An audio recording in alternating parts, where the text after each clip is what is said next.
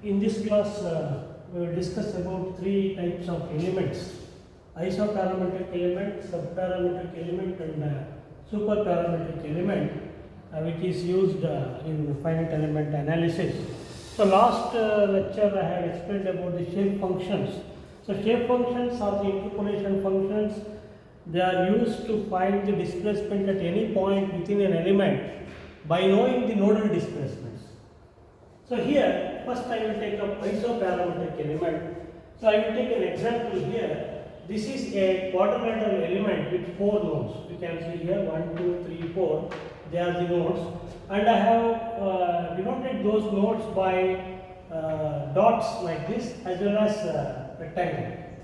So this dot represent the node corresponding to displacements, and the rectangle represents the nodes corresponding to geometry. That means to define the geometry of the element, to define the displacement of the element, I am going to use these nodes. So here in this case, for defining both geometry as well as the displacement, I have taken only 4 nodes, 1, 2, 3, 4, and the corresponding coordinates of those nodal points with respect to the origin are x1, y1, x2, y2, x3, y3, and x4, y4. q1, q2, they are the nodal displacements at 1. So you can see here q1 is the nodal displacement along x direction, q2 is the nodal displacement along y direction. Similarly, q3, q4 at node 2, q5, q6 at node 3, q7, q8 at node 4. Now if you know the displacements, nodal displacement, that is q1 to q8 at the 4 nodal points in this case, you can always find out the the displacement at some point within the element P. So let xy be the coordinates of that point P with respect to the origin, and u and v, they are the displacements at the point P. So by knowing these coordinates x1, y1, x2, y2, etc., and also by knowing q1, q2, q3, 4, etc., you can always find out the coordinates of point P as well as the displacements u and v at point P. Now here I am going to call n as the shape function for the displacement used to define the displacement, whereas n bar I am going to use the notation as shape function for defining geometry. So if in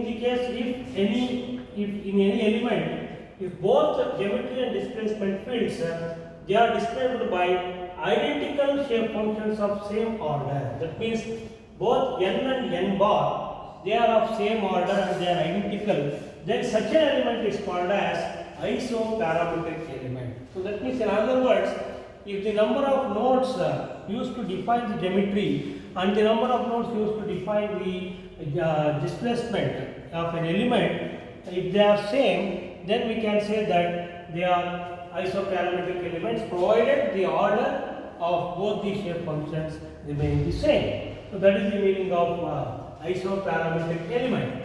Now those geometry and displacements, they can be found out using these relations. You can see here x and y, they are the coordinates of any point P within the element. x1, y1, x2, y2, etc., they are the coordinates of the nodal points, and n1 bar, n2 bar, n3 bar, n4 bar, they are the shape functions used to define the geometry.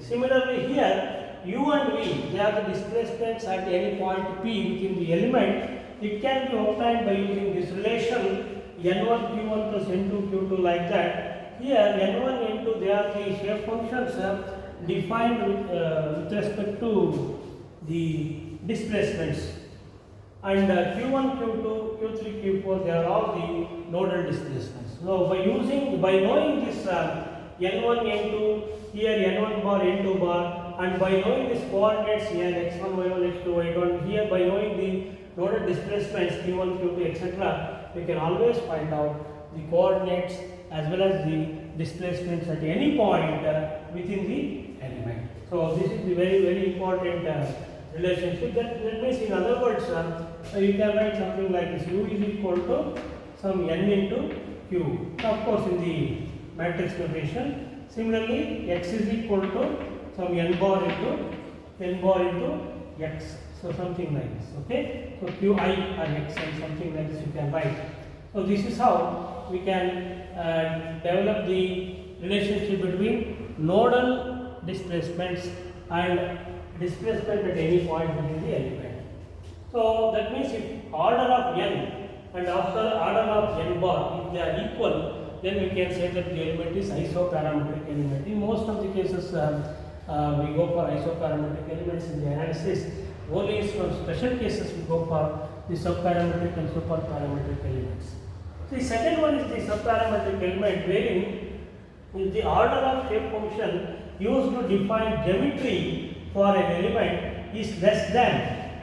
That means the order of n bar. So this is n bar actually.